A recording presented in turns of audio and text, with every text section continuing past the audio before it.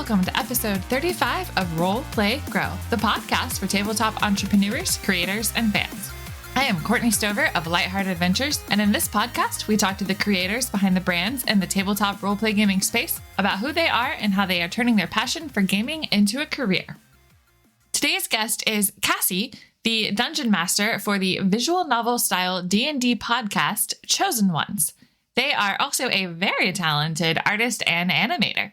We chat about what it's like to DM an actual play podcast, how they unintentionally wound up with a year's worth of recordings due to COVID, how they add the visual elements for YouTube onto the show, and all about their art journey that led them to this point. This was another great conversation, and I hope you enjoy this look behind the scenes of this great show. If this is your first time tuning into Roleplay Grow, welcome. This podcast is a part of Lighthearted Adventures, which is a small company I co-founded with my husband. We offer a weekly blog on our website where you'll find tips for running games, free monthly one-shot adventures, product reviews, and more. You'll find that blog at lightheartadventures.com. Brenton also creates beautiful dungeon maps both on DM's Guild and on a commission basis. He is currently working on a series of map packs for Wild Beyond the Witchlight. There will be 5 packs total, one for every chapter, and they offer a look at some additional locations in the adventure. You can find all of those by going to dmsguild.com and searching for Lightheart Adventures as the author, or by going to lightheartadventures.com/shop to find all of our DM's Guild and Drive-Thru RPG publications in one spot. Another way you can support the show is by checking out our affiliate links, like Found Familiar Coffee, the most delicious and nerdy coffee you'll ever taste, and you get to collect some pretty cool D&D themed art from every package. Go to foundfamiliar.com and enter code LIGHTHEARTADV to get 10% off your order, enjoy delicious coffee, and help me keep this show running. That is all for now, so please sit back and enjoy this conversation with Cassi. I am very excited to now introduce y'all to Cassi, the DM of the visual novel style D&D series Chosen Ones. Hello, Cassi. How are you today? Good. Thanks for having me. To start things off, can you tell us a bit about yourself and how you got into gaming? Yeah, so I'm Cassi. I currently do remote work with kind of like video and animation and stuff like that, which is how I kind of apply that to the production that we work on. But then like in my free time, I also do a lot of animation and artwork and stuff like that. And that's kind of how I ended up meeting a lot of like storytelling type people, even at an early age. Technically, I did play D&D in high school, but it wasn't D&D. You look back and you're like, whatever we played, we gave it the name of D&D. Absolutely was not D&D. We did not play it correctly at all. But then in college, I kind of took it back and was like, hey, let's try playing this game together. With some of my close friends at the time, because we had kind of been drifting apart a little bit as a friend group, and it was like a way to kind of reconnect us. So we got into D&D 4 or 5 years ago, I think, and we've just been playing ever since. Sometimes we delve into other systems. Not often. We usually just stick to D&D, but we've done like Monsters of the Week and, simple systems a couple times too.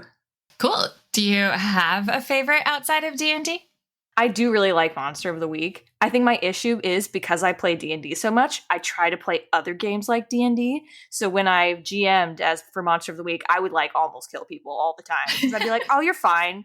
You could take it. Like, I'm used to really hardy, high-level D&D characters. It's just a different style. So I'd almost kill everyone like every game. I mean, that brings its own type of fun. Yeah. Well, are you able to play in any campaigns outside of Chosen Ones? Yeah, I'm in a couple right now. My partner who plays Brandy, she also has her own home game that I play in. Another close friend of ours, she runs a game that's kind of like fairy tale. It's her first time. I love playing with people who they don't DM as often, and it's her first like long-term D&D campaign that she's running, and that's always fun. Especially with a lot of people who constantly are DMs, like having them be the party. I think it's a fun mix. I can relate to that a lot because I am doing my first time campaign as the DM right now. And it's really helpful to have my spouse be in the party. So anytime I'm like, I don't know, I could just look at him. I DM all the time, and I've said this before because people are always nervous about starting their own D&D games or podcasts or anything like that. And I'm like, I've never read the rules, like the actual rule book. I've always just Googled things as I've needed them. I've still never read the actual rule book for D&D, and I don't know a lot of the lore too. Everything's homebrew that I do. So for better or for worse, I didn't know there were a lot of like things in D&D already. I just kind of made things up. But I think that's nice. I think that's nice because it does also take away from the people who I guess, which luckily I have not had happen, but like rule lawyers, I guess, or stuff like that, where if you follow too closely to the lore and like mess things up, like Mike pointed out, which we haven't had a ton of issues with that. We've had a couple things here and there for like homebrew rules, like that I didn't even know were rules. That's always when you put out a public project, you always start to notice the things that you do that are wrong. And you never realized were wrong because you just had no reason to look it up. So you're like, oops. But yeah.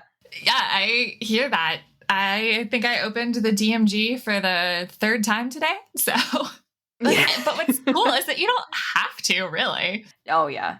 I think people who stick too close to the rules probably would not enjoy a super narrative-driven podcast like us, because while we do have fights and rules and things like that, we don't even have a combat until I think episode 7. We're very RPF heavy, and that's everyone's favorite part, because we started before we played D&D. We started with just regular text RP, was how like we all kind of like met each other, and then, you know, life. And it's much easier, surprisingly, for us to set aside like a couple hours, a couple times a month to play a game than to have like a text role play or something like that, where you have to be kind of more attentive and you always feel like people are waiting on you, you know? So D&D just made sense as we got older to do that instead. Yeah, well, let's dig into this. So let's start by going over what is the Chosen Ones podcast about? Yeah, so Chosen Ones is basically about a society where one person is kind of like the chosen one. Everyone has these special abilities, or at least some people have these special abilities known as sparks. And if you have a spark, it means you have the potential to be a chosen one. So we're kind of following our 4 protagonists who all have sparks, and there's basically some sort of potential for each of them to become a chosen one. And they go to this like training compound with people who have previously been chosen ones, because it's not like you die. It's not like you're a chosen one until you die. You kind of have a time limit based on how strong your ability is, and like the stronger the ability, the less you won't be a chosen one for as long, kind of. And so they go to be trained by these people, and then they kind of discover like a lot of things along the way.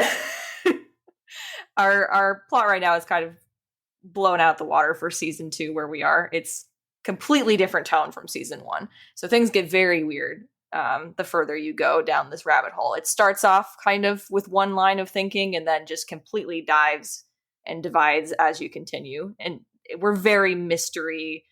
And when I say we have a little bit of everything, I mean it. Like every genre you can think of, we probably touch on. So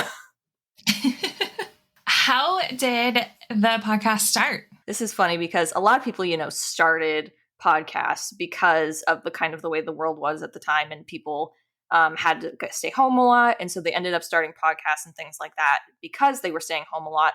We actually had to delay. We started recording in January of 2020. And when things kind of blew up, we had to stop. So we had the opposite problem that a lot of other people did, where actually as things have started to like kind of kick back up, we've been able to be more consistent again. And I think part of that is just we all work from home. A lot of us work from home anyway, remotely. And so just kind of just really threw us off. We had a lot of stuff going on. And so we didn't actually start releasing until June after we started recording. So started recording in January and didn't start releasing until June. And we've just done a lot of campaigns before. I've done motion comics in the past and audio drama work. So this kind of just felt like a natural progression of other projects that I have worked on in the past. But because of that huge gap between when we started and when we released, we are currently releasing episodes that we recorded a full year ago. So oops. But it's been nice, at least, for the fact that we don't have to constantly be recording, We also record 5 or 6 long hour sessions. So one session a month is enough for the entire month basically of content. If so, we've been on hiatus technically, and it's nice to, I think, have that big backstock. Oh yeah, having a backlog is a wonderful thing. Now I just wish it was edited for me, you know. I hear that. Was there kind of like a big inspiration point or something that, yeah, what was the inspiration to start it? In general, the idea, I do remember, I can't like pinpoint it to an exact thing, if that makes sense, because it's such a broad concept, like the idea of a chosen one. Basically, we do get compared to a specific anime all the time, which wasn't my intention. We get compared to My Hero Academia all the time because of quirks, and they're basically a society based on superheroes, and so kind of I get where people make the comparison.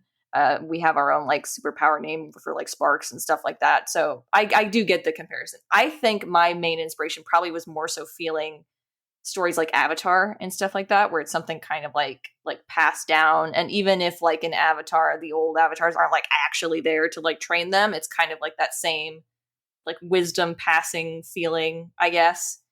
If I had to like pinpoint an actual like inspiration that I consciously made, probably that. That's cool. Did you know from the beginning that you wanted to have a visual element to it?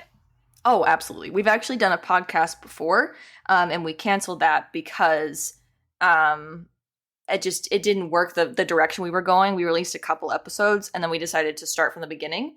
And my audio actually messed up for that, so we weren't able to actually release the remake of the podcast because the audio was messed up. So we just played the campaign like normal for a year, and then when that ended, that's when we started Chosen Ones. So I already had kind of done something like this before, which was good because it has to have a lot of testing. So I kind of knew what worked. At that point, we'd only had released them like maybe once a month. So I knew going into this, like, you have to be consistent if you want a consistent audience. So we knew coming into this, we were going to be releasing weekly and all that. And it is a lot of work, but I think it helped that we had that huge gap before we actually started releasing. So a lot of the artwork and assets could be created and gathered before we started putting out the actual product. Yeah, that's really cool. Just for the sake of the listeners that may not be familiar with your show, can you describe what the visuals are? Yeah. So we do have background like images, usually like stock images and stuff like that we have in the background. We also have some battle maps. Sometimes they're just used as a backdrop. Sometimes we do actually use them. So when you're fighting, you can watch us. We use Roll20. So you can actually like watch the fight take place. There are also visual effects in terms of like actual like special effects on the screen sometimes, depending on the scenes, sound effects, sound design, all that. Basically, for any scene that you are listening to, if you want to see who is in the scene and who is talking, you can look at your screen at any given moment and see kind of like a basic backdrop of where they are and all the characters that are talking. There's Easter eggs and things kind of thrown in to kind of incentivize viewing, because we do think that having the element of like watching it is different than just the audio. But you can listen to just the audio. If you've ever listened to the podcast version of the show, you would know I constantly say go to the YouTube version, but but that's just because there's so many things that are added to it. Like we have an animated opening and ending. There's just so much work, I think, put into the visuals of the show that even if you can only look up sometimes, I think it just gives it a really different feel to have those visuals. Yeah, I would definitely agree. I'm admittedly very early on in watching, but I think it is really cool. It only gets better. So, I mean, it's good to start, but it's fun. Yeah, so I would love to hear about the process for getting those videos ready. Yeah, so I do all the audio and video work behind the scenes for it. Besides, I do hire everyone who works on the visuals of the show, besides the map makers, which we're patrons of, and we give credit usually on the screen for them and also in the description. The character art and the animation is done by the cast. So our opening credits is done by Shayna, who plays Theo, and he did all the animation for the opening, and then I always do the endings. And then Ripley will do the thumbnails sometimes, and also some of the tokens. I also sometimes do thumbnails and tokens. We kind of jump back and forth on that. And then I have the Adobe suite, so a lot of it's just like After Effects, Premiere Pro, Audition. doing all the audio first. And then after I've gone in and done all the sound effects and stuff like that, I'll go add the visuals on top of it. If it's a combat episode, I also have to edit the visuals for the combat. So combat is my least favorite to edit because it's like editing the same episode twice slowly because of that. Otherwise, it's not that hard for me to just have like, okay, this scene, these people talk. I know at this timestamp, this dramatic beat's going to happen. I'm going to change the lighting on the background or something like that. And I kind of plan the process while I'm doing the audio. So the video usually doesn't take as long as people think. Yeah. Okay. So, and then you've recorded the audio, a year ago, it sounds like. Yes. And we record on Discord. So we all do like the separate audio tracks and then we clap. Yay. To make sure our tracks are synced up. But yeah, and I think all of us, besides one of us, own Yeti products, and I haven't been yelled at. I've seen people be yelled at for using Yeti products, so I don't. I guess don't use Yeti. I don't know honestly. I haven't found issues with them. I do get how if you're like doing this more professionally and are getting like a more, I guess, solid sound down, that like a USB mic probably isn't the best, but it works for what we do. So. I use a Blue Yeti mic too, so like it's fine. They sound great to me. I'm sure people who deal really in depth with audio will be like, there's such a huge difference. And I'm sure there is. I just can't hear it. Yeah, it's like, it's fine. It works. I guess like how far ahead of time are you working on editing each episode? I've got really bad first season. First season, I actually self-care everyone. I really overworked myself when I was doing the first season because I was working 2 different jobs and trying to get the episodes up every week. I literally like made myself like sick a couple times, like trying to get the episodes up on time. And so that was bad. But I've learned we take a break every 5 weeks now, and that's kind of how I keep up. So I will try to get the episode done a day or 2 beforehand. Not always, though. Sometimes I'm literally uploading it like at midnight the day before. I think the closest I ever got was I was uploading it at like 8 a.m. and it was scheduled to release at 1. I think that's the closest I've gotten. And we do live premieres on YouTube. So you can watch with some of the cast members will stop in and we'll watch with you kind of basically. And you can live comment and stuff like that, which is another reason I think our show is good for visual elements is it really incentivizes coming to live viewings. Oh, yeah. That's fun. How did you find the cast? We're all friends, pretty close friends. Okay. My partner's in it, and also another one of my roommates is in it as well. He actually moved in after we recorded the first episode. And then the other 2, just close friends that I've known since, like 6 or 7 years now. I think 6, maybe. So yeah, I just met them all from art online. Which kind of explains why we're all artists, is that's how we met. And then D&D just kind of was an evolution of what we did in our free time. It was a little more structured, I guess, That is really fun, though. Did you have to work to convince any of them to do this? Oh, no. I just asked them, and they'd already done a podcast with me before, even if it didn't get very far. So they already kind of knew what it was going to be like. And they were excited about it. We started playing D&D, I think, before a lot of us kind of were into podcasts. So we weren't super familiar with D&D podcasts. But I do know after like a year of playing, we were interested in trying it because we found like the Adventure Zone and stuff like that. And we're like, oh, this seems fun. I do think it's also nice that we didn't get into D&D because of podcasts. I know there's like, I don't listen to Critical Role, but I hear about the Matt Mercer effect all the time. And we didn't really have that like background, I guess, of like listening to podcasts and knowing what they should be like. So we just kind of made it how we play, how our podcast is just how we play. We didn't change anything except we take breaks more frequently to make sure that our audio is okay. So no, I think that is honestly kind of nice to be able to go into it without necessarily having that, I don't know, experience of watching other people doing it, because then it's like you don't know when it's going to influence, and it's like, no, you get to do it the way that you want. Yeah, we get compared to shows all the time, and I'm like, I don't listen. I mostly listen to my friends' podcasts these days, so I don't know a lot of the shows that we're really like super compared to, besides the big names. So like Critical Role we've been compared to, but I haven't seen it. I have no idea. Like, I just take people's word for it. And then also we get compared to Adventure Zone. I think the tie is probably we're just narrative focused. So I think we probably just get compared to the podcasts that are more narrative focused. It's interesting. Like when I don't know, personally, when I'm listening to an actual play, it's always hard to follow the combat scenes. So I definitely prefer the more narrative focused stories. Yeah, I feel that. It's hard for me to follow combat while I'm in it. So listening to it, Yeah, I know. Like, unless I am the dungeon master, I'm just like, wait, what happened? Where are people standing? We cut so much down. Like, I think our combat episodes are usually double the length of what they originally were. So, like, a 1 hour episode of combat was originally like 2 or 2.5 hours because we just cut so much, I believe it. It's not as glamorous as the final product.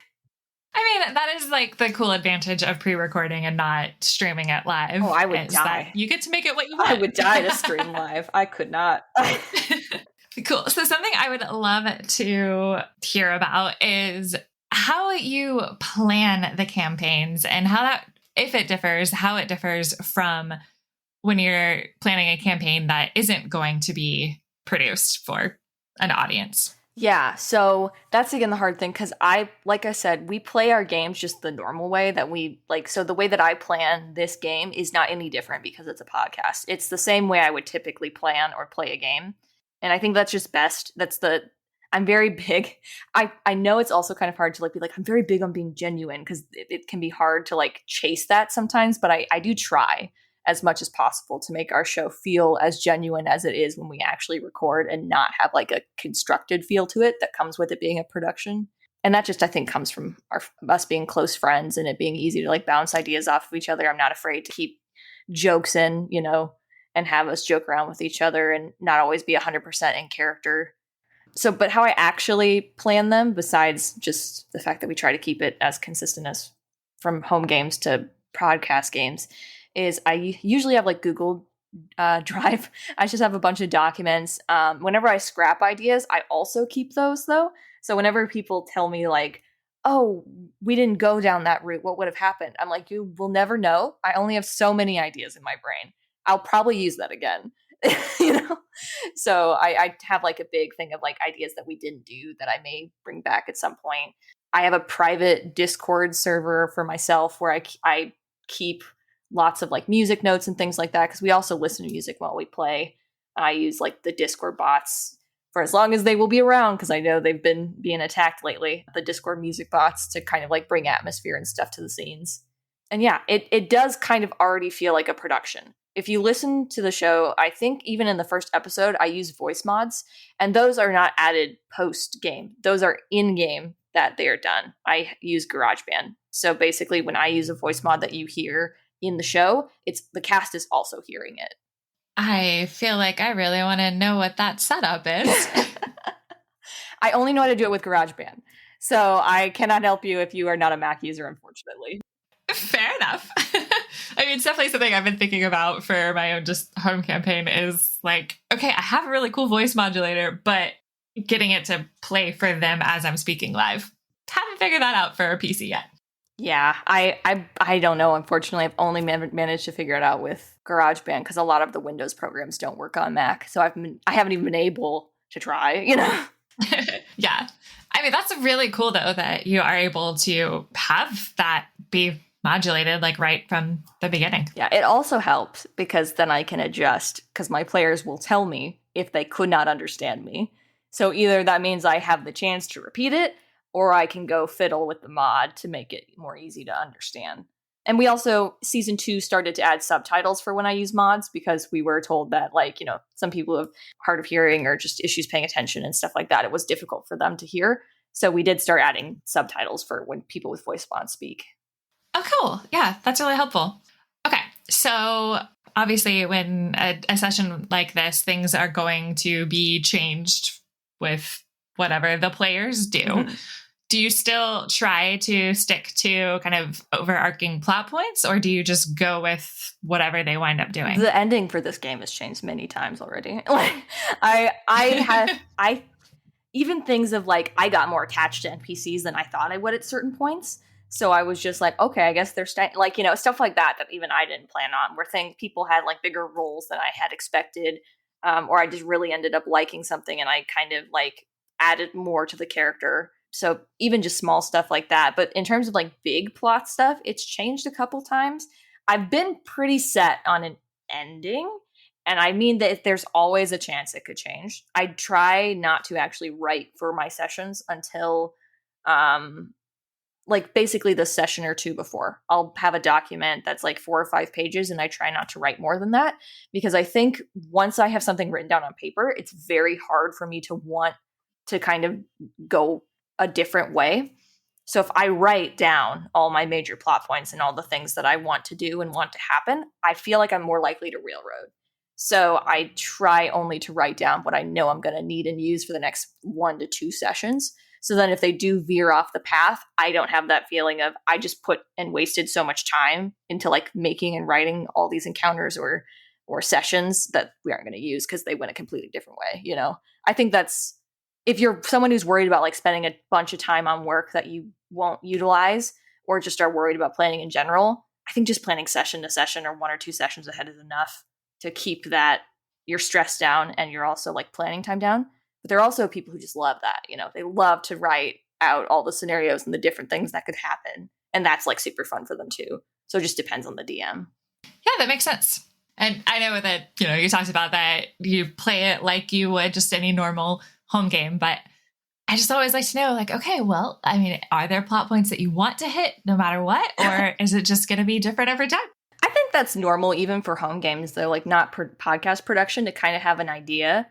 And I this gets tricky with some people, because some people are like, I want free choice. I want all the free choice and I don't want you to railroad me at all and stuff like that. I think railroading is not bad if you want to define it that way, if that's the word that we're using.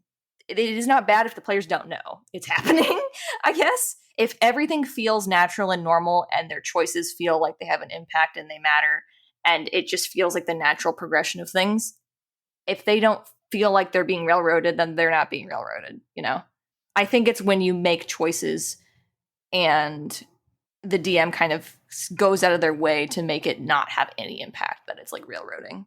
Where you're like, I'm going to go right. And they're like, well, I didn't plan for you to go right. So actually you're going to go left. Like, that's railroading, But I also think most people are just happy to have a DM. So like, if you do something that they don't plan for, then that's just like communication and just being like, hey, to your party, I didn't plan for you guys to do this. Like, you totally can. We might have to take a break, or just know that like, I don't have notes prepared for this. So we're going to be a little loose right now, that kind of stuff. And I think people will come into it with a lot more understanding if you're transparent that way, and you don't just try to act like, oh, I totally got it under control and I know exactly everything and I was ready for this, Yeah, I think those are really good points. Hey, entrepreneurs! I love introducing you to new creators every episode, but I could really use your support. I would love to invite you to join our Patreon page, where you'll gain access to behind-the-scenes content, add your questions to upcoming interviews, and you could even receive a shout-out on our site in an upcoming episode.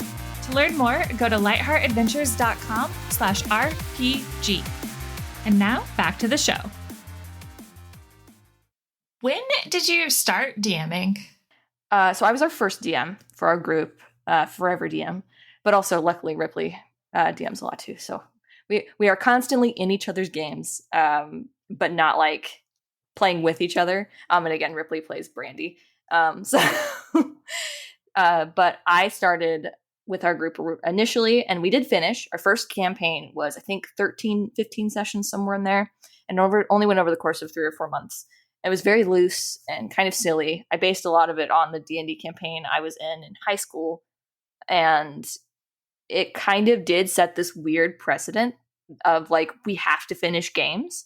And I think that's kind of a bad mindset actually to go into with D&D, is when something stops being fun and stops working, you should stop.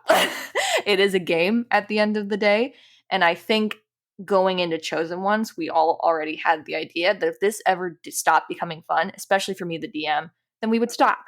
And I think that is nice to know that I could do that and people would be okay with it, because it is a game at the end of the day and we are close friends. And I do think podcasts can sometimes set that precedent that people are like, we have to finish our games. Like, look at these huge long form podcasts that did so successful and were great.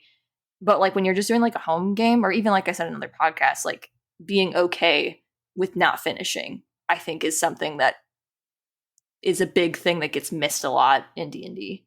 Yeah, I like that a lot because it really does come back to whatever you're doing in life. Like you should be doing it because you're having fun. And especially if it's playing a game, like it should be fun. Yeah, this is a hobby for a lot of people.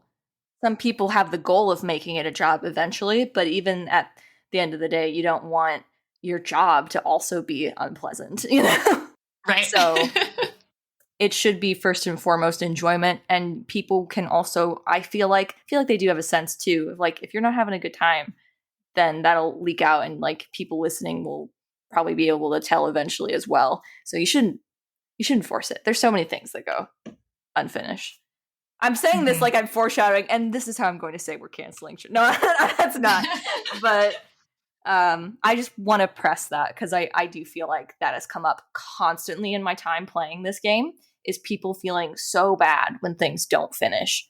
And I'm just letting everyone know that it's okay. And things happen. It's okay, but they're not finishing anytime soon. Well, yeah. So speaking of, I know you've got 2 seasons. You've been going for episodes out for a while. How long is season 2 going to be? Do you know? We are preparing right now, time of this recording, for our season finale. So our season finale is going to be October 28th. Whenever this airs, maybe it's out. Who knows? I think so. It's probably out by now. Yes. So we actually originally didn't plan to have seasons. We started them because one of our listeners suggested it, because we were worried that the higher the numbers are going to get, the less likely people seeing new episode releases, especially, which are more likely to come up in search results, would click. Because if you look at a show that's got 60 episodes versus a show that's got 10, it's going to be easier to kind of jump in or give it another look than something that's a super high commitment. So we started seasons to kind of not make it look as intimidating from a numbers perspective. So season 1 ended and we prepared for it very little.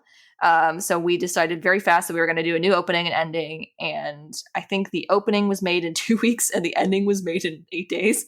So like we just went into it, you know, we were like, we don't want a huge gap between seasons because of breaks and losing momentum and stuff. And so we just kind of really hit home to be able to start season 2.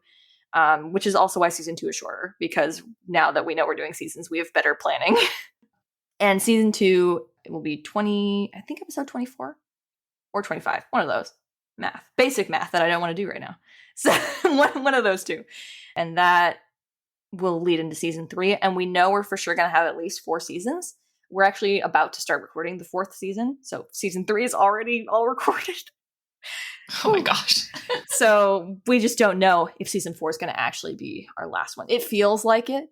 Season 3 is our favorite of the entire show. And I do think that this show starts strong, but we are the longest of slow burns.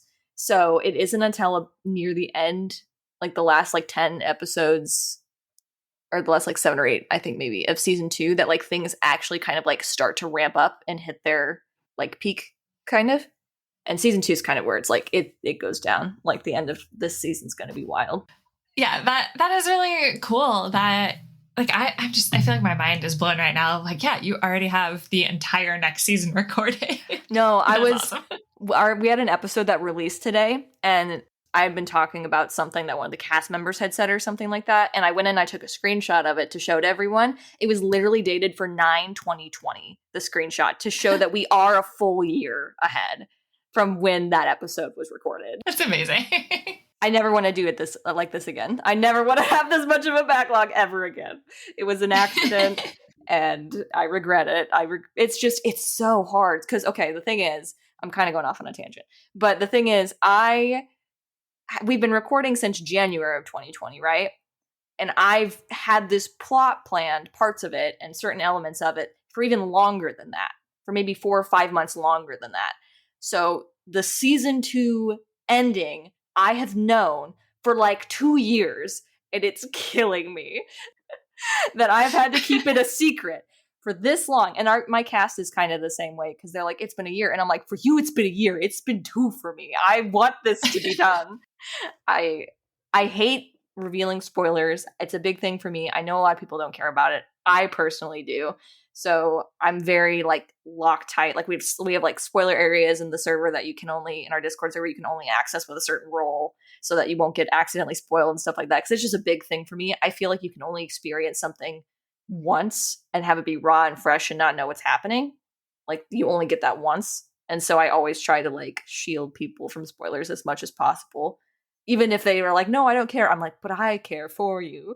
You aren't spoiled. I am the same way, honestly. Like, and my roommate does not care about spoilers. And so she'll just start saying things and I'm like, shut up, stop talking.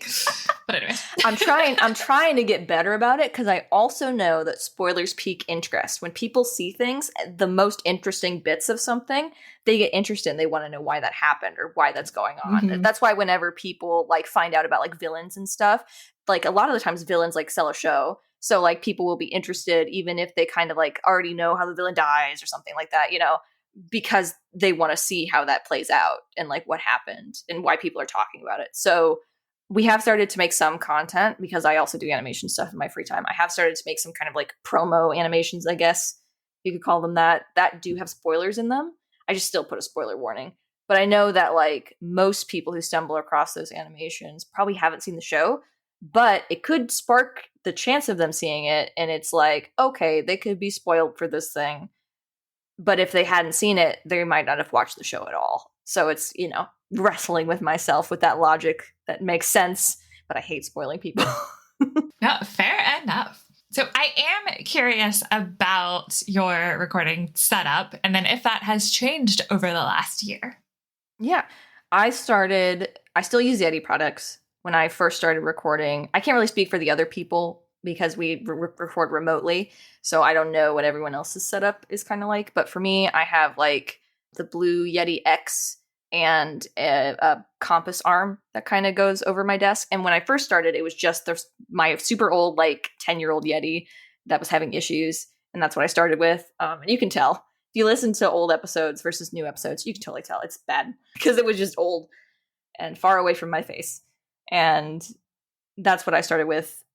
So then after I moved to the Blue Yeti X and got like the blue compass arm and stuff like that, it's gotten a lot better. First of all, because the compass arm, I can extend it closer to my face. I also have it. So I've got two screens set up, one for my notes and one to record for podcast sake so that they can see Roll20 if we end up getting into any fights or stuff like that. So I have the screen recording. And my issue with my old setup was my mic was facing away from my second screen. So whenever I would need to look at something for notes, I would face away and I would continue to talk, which was bad. And I had to re-record a lot of lines that were just completely unintelligible or had broken up from my mic kind of slowly failing over time.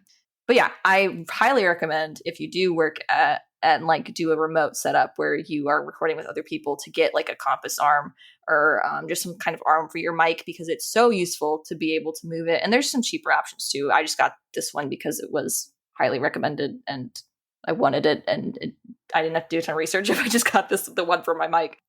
But yeah, it's been super nice for helping me to keep my sound more consistent because I can put it where I know I will be facing and also don't have to worry about it like knocking into other stuff or like me knocking into my mic because it is like suspended and away from me.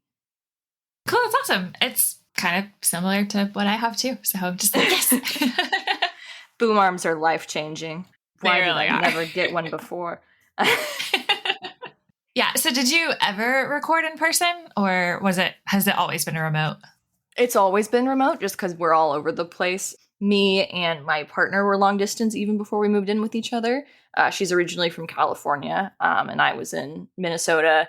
We had someone else in Ohio, someone else in Georgia. And I think, I always mess up where Jay lives. Somewhere to the right of me. I'll say the wrong thing.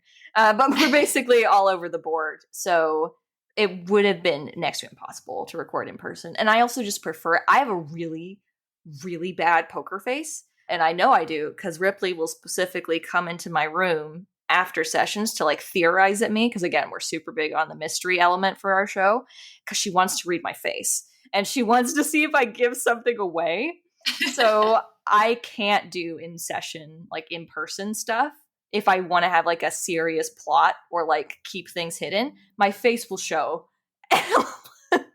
So I just need to be like hidden. And I think it also helps because we're all visual people, we're all artists. It's easier for us to picture things like that. And it helps us get more in character.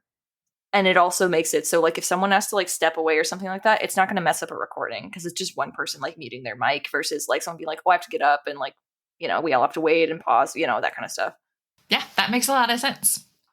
Okay, I do want to make sure that we devote a little bit of time to learning more about your art and your animation experience and all of that fun stuff. So how did you get into that? So I started drawing actually a bit later than I think some people. I think I started like freshman year of high school. And I think most people at that point had already been like drawing when they got into art.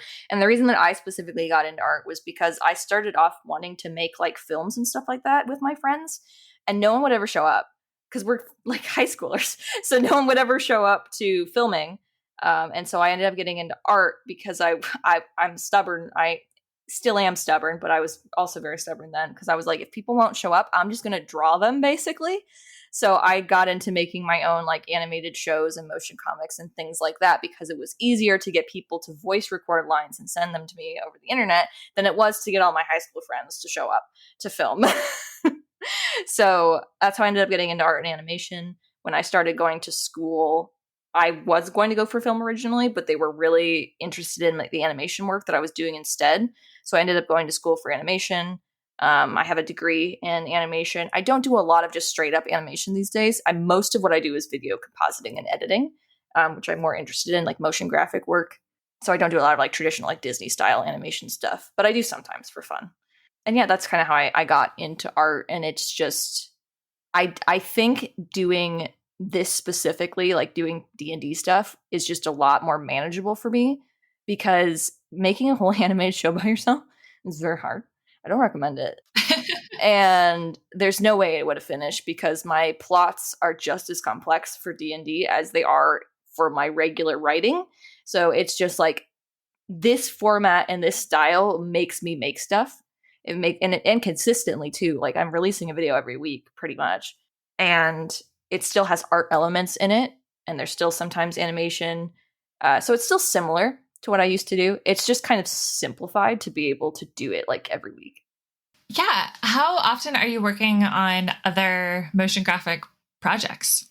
Well, they do vary. My like main job, I work in like social media, so I do have some experience with that, and it's pretty simplistic video work for them. Sometimes they do more advanced motion graphic work and stuff, and that's my main job. Besides that, sometimes I'll do other contract works, like I've done lyric videos for people. Animated music videos are pretty popular. That kind of content. Every now and again, I'll do actual podcasting editing for other people too. It just kind of depends. I'm a little all over the board. If it's audio, video, art based, pretty much that kind of stuff is what I work on for other people's projects. Mostly corporate, but I do some passion projects, like I said, for like lyric videos and musicians and stuff. Yeah. How do you find clients?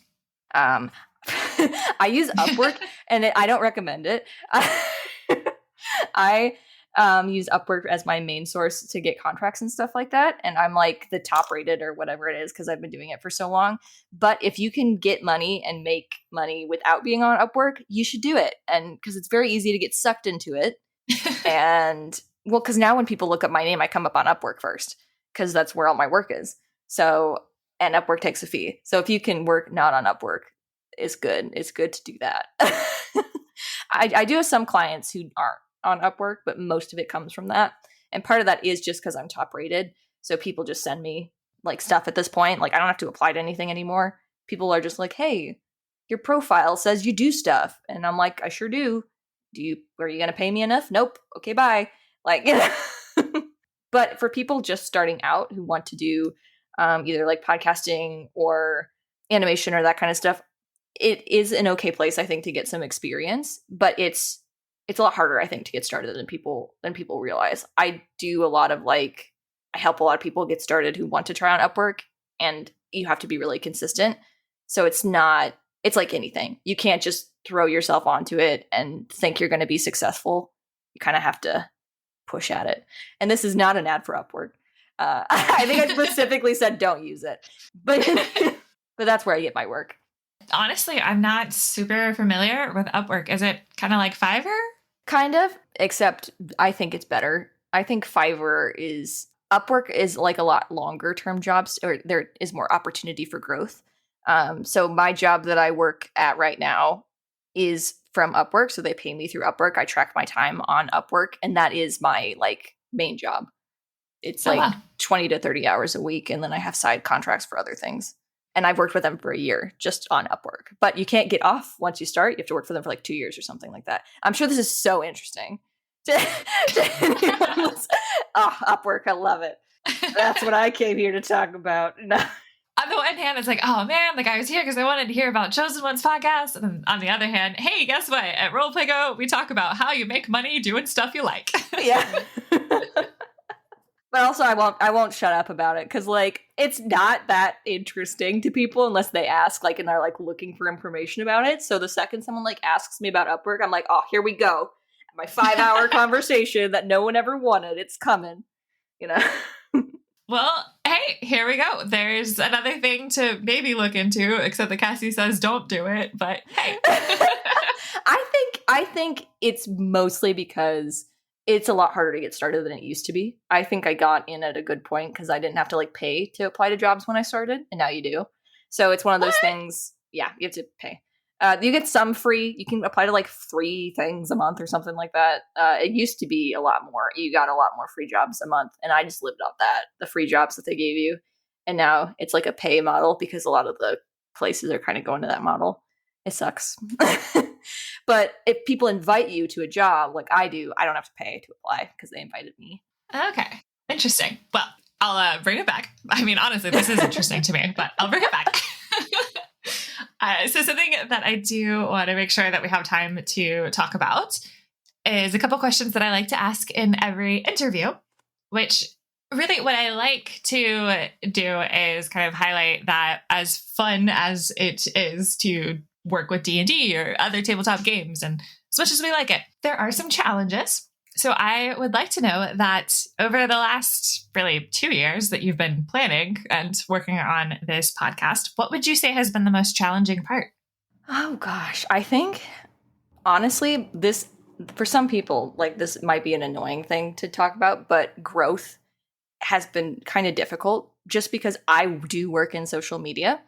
So I'm very familiar with algorithms and like looking at things and seeing numbers and that kind of stuff, and knowing when things are doing well and when they're doing poorly, and like when we're experiencing growth and when we're in a down period and stuff like that. And so it does take some of the enjoyment out of it for me because I just know things whether I like it or not because of my training, and it can be hard not to focus on numbers. And I think honestly that's been the hardest part is I like to say we are a big fish in a small pond, if that makes sense. When a lot of things started during the pandemic, we did pretty well, but like in the grand scheme of podcasts, we're not that big. We're pretty small. So it's like that weird thing of like being around a lot of people, especially in Twitter spaces and stuff like that, who we are pretty successful. And then like by comparison, by a lot of podcasts that started when we are pretty successful, but like we still don't, it's a super, super slow growth, you know, like every month we get maybe like 5 or 10 people who get added on for the people who are caught up every week. So, and that's for like a year.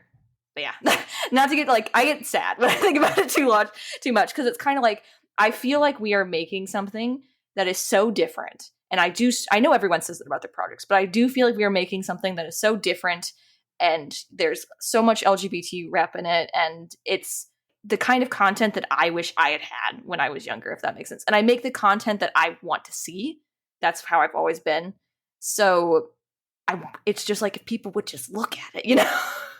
And it's just that hard feeling of like if people would just pay attention. But it's just you're fighting the algorithm at that point. And when you don't have a backing, like when you don't have a big network or something behind you, which a lot of the big podcasts do, then it's just luck of the draw, kind of, unfortunately. I can relate to everything you're saying so much. It's true though. Like, okay, yes, there's a lot of podcasts out there that talk about D&D and tabletop gaming and stuff, but It is really interesting, especially like as I've gotten more into listening to different actual plays over the last year. Yeah, they're all so different. Like you're going to get something unique out of every show. And Yeah. I mean, for one thing, like I very much appreciate that you cut down your episodes to be around an hour-ish because I like shorter episodes. Oh yeah. We get so many, we have every now and again, because they're all different lengths. It's just dependent on how we cut it.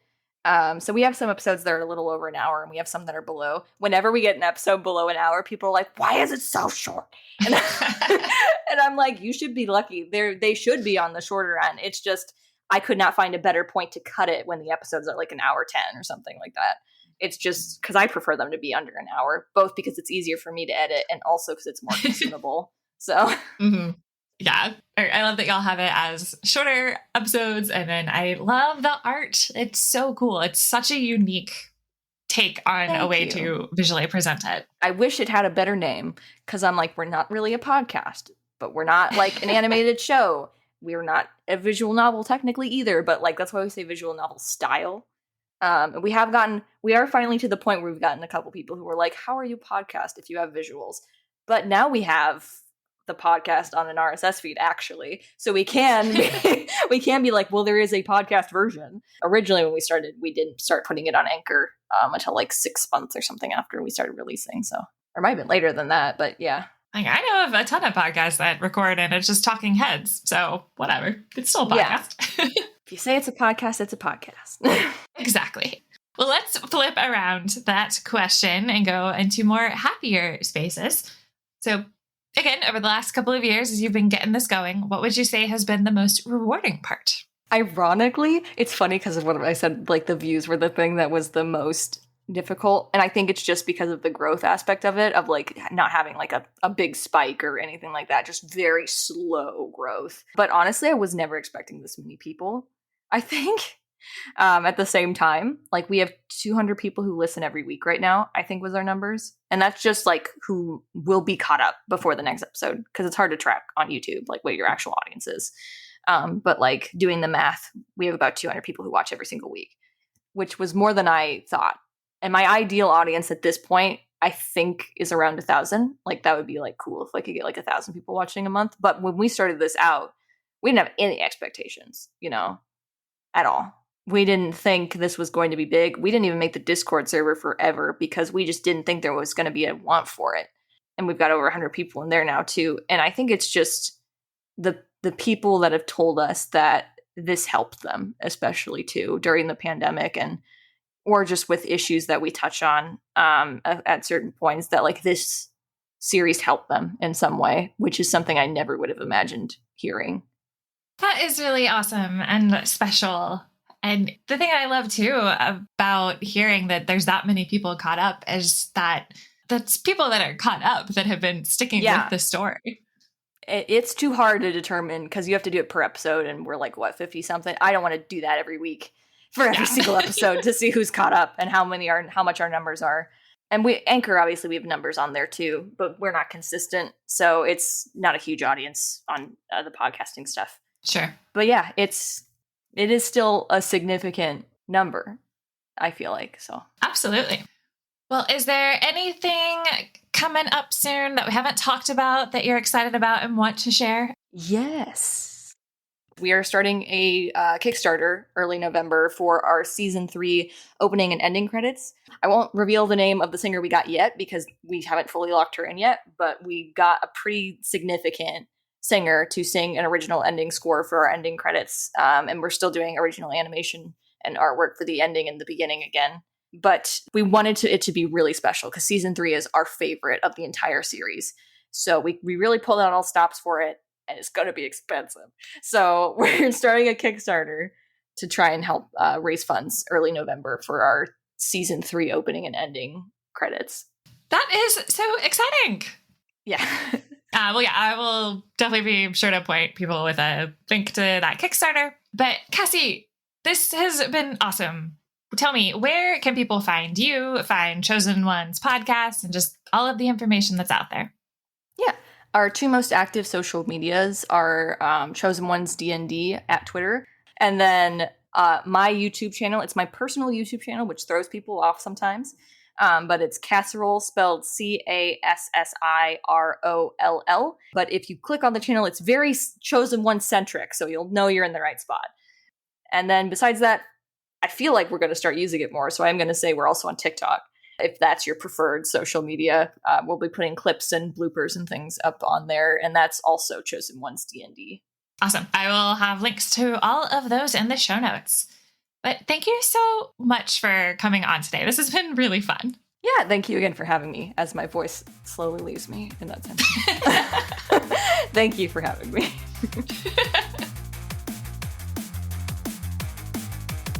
You just finished another episode of Roll, Play, Grow. To check out the show notes from today's episode, you can go to lightheartadventures.com/RPG. To keep up with every episode, please subscribe on your podcast player of choice. And if you're enjoying the show, I would absolutely love if you would leave me a review and share this episode with your friends. Your review might even get featured on an upcoming episode. To follow me on Twitter, you can either find me at lightheartadv for our business account, or at KetraWCR for tweets on gaming, my dog Bowser, and other random shenanigans. You can also find us as Lightheart Adventures on both Instagram and Patreon. Thank you so much for listening, and I'll see you next time on Roll, Play, Grow.